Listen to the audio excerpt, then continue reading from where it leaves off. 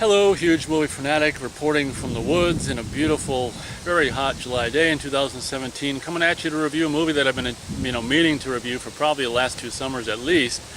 A classic early 80s slasher by the name of Just Before Dawn, which is, an early 80s classic movie which, unfortunately a lot of these classic slashers I wish I'd grown up with and discovered a lot when I was a lot younger, but I mean at the end of the day it's really hard to, come across all this stuff between that magical age of whatever, 12 and whatever, 15, 16, 17. So this, just by chance, is a title that I didn't, really come across until I was probably in my 20s.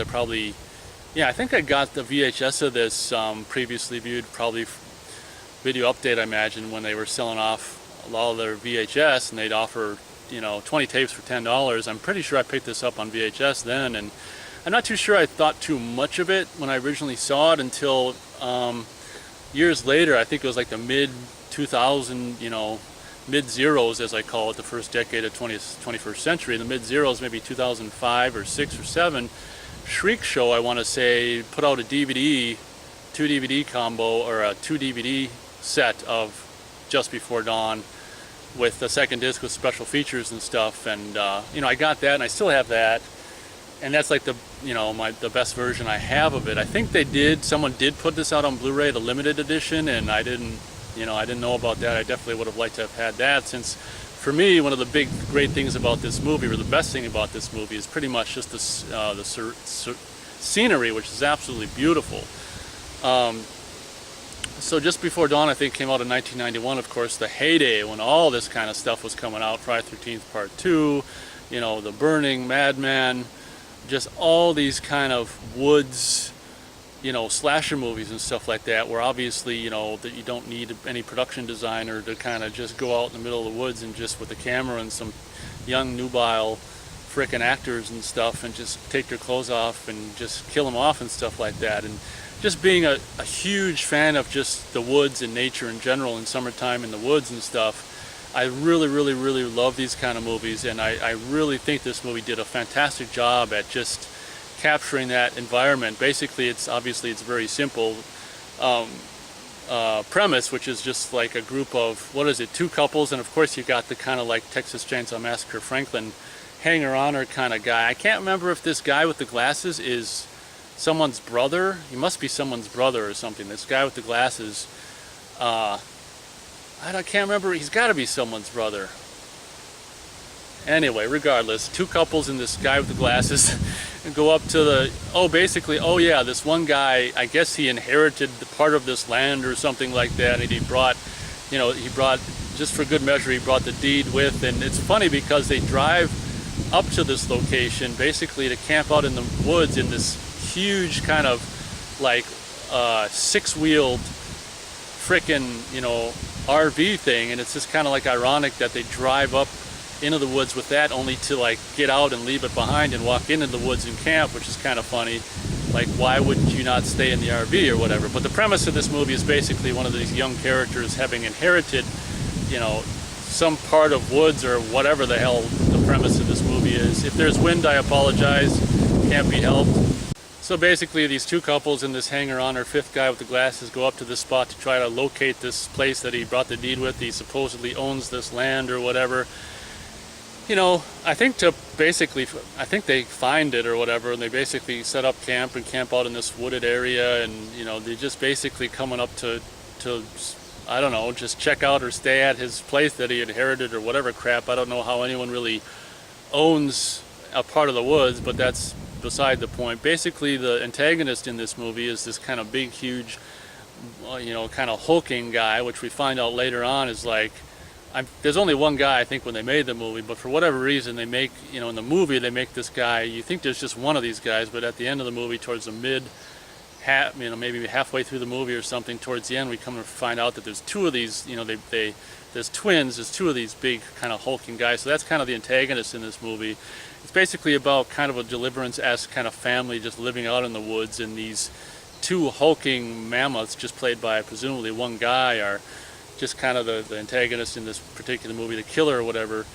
killers, it should be noted that the guy who, I can't remember if this is before, or I think this was before Sleepaway Camp, the guy who played whatever the hell the camp owner's name is in Sleepaway Camp.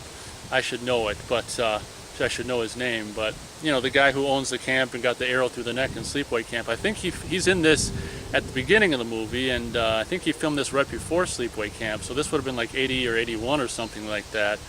He's in it. He's kind of cool to see him in another movie of the same kind of genre that he'd end up doing in Sleepaway Camp. And actually this movie, kind of like with Halloween and Donald Pleasance, one of this movie's biggest kind of billing roles is this guy, you know, this kind of relatively famous actor who they got to, you know, shoot for a little bit, where they kind of insert him periodically throughout the movie. His name is escaping me right now.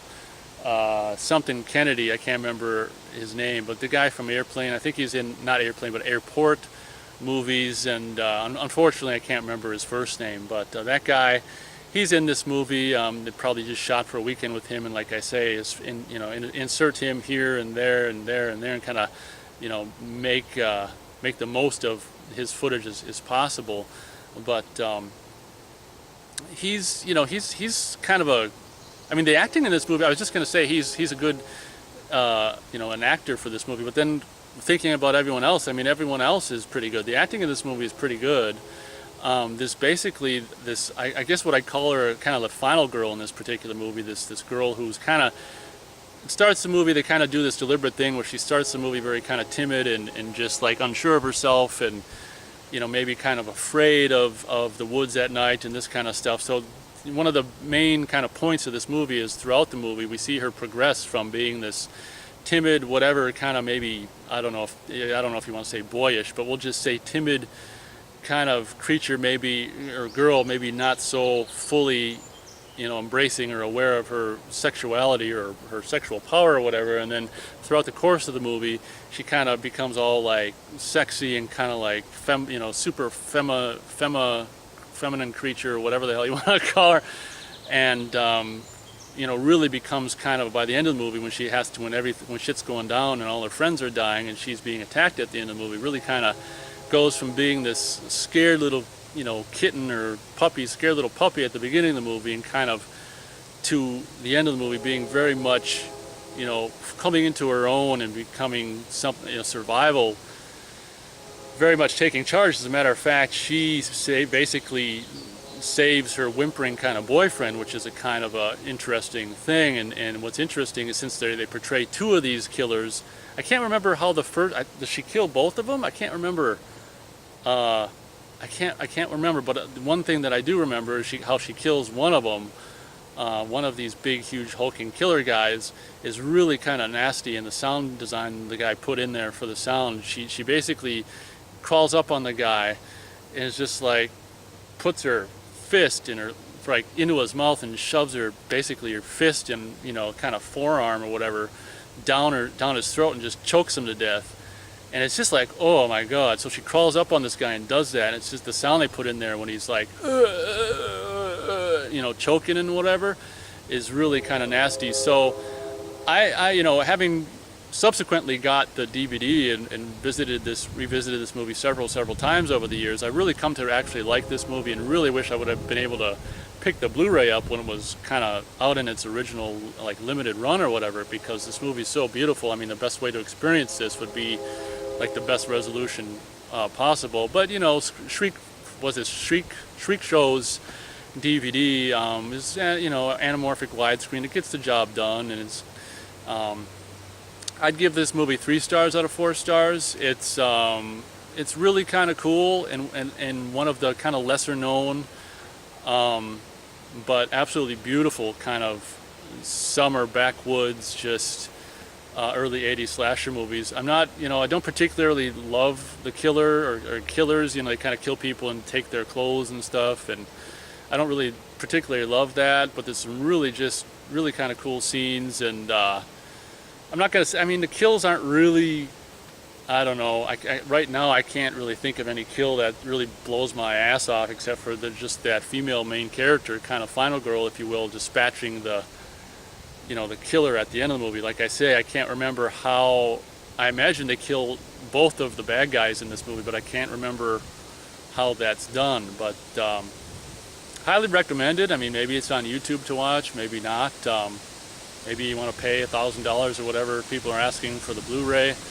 I don't. You know, hopefully someone will, like Arrow Video or someone will put out another Blu-ray of this movie, because it's definitely a movie that cries out to be, you know, experienced on Blu-ray, because I think it's a fantastic early 80s, you know, backwoods slasher movie. And oh, also in closing, the guy who did the music for this movie is his name is Brad Fiedel or something like that, the guy who would go on to do the music for Terminator and Terminator 2 and True Lies and stuff like that for James Cameron. So that's kind of interesting. That's another thing, the score in this movie is really kind of cool, when a lot of things like Burning at the time and Mad Men and stuff were doing electronic scores. It kind of follows the same kind of thing, where, you know, they're doing electronic scores with this as well. And you think that it wouldn't really work so well, but, you know, the music in this movie is actually kind of cool, and the kind of the doo-doo-doo, kind of, you'll know what I mean if you've seen the movie, the kind of the notes that he does there, and is kind of cool. So there's my review of Just Before Dawn. It's pretty cool, and there's a gosh darn plane again. So thank you very much for watching this review, and as always, we'll catch you next time.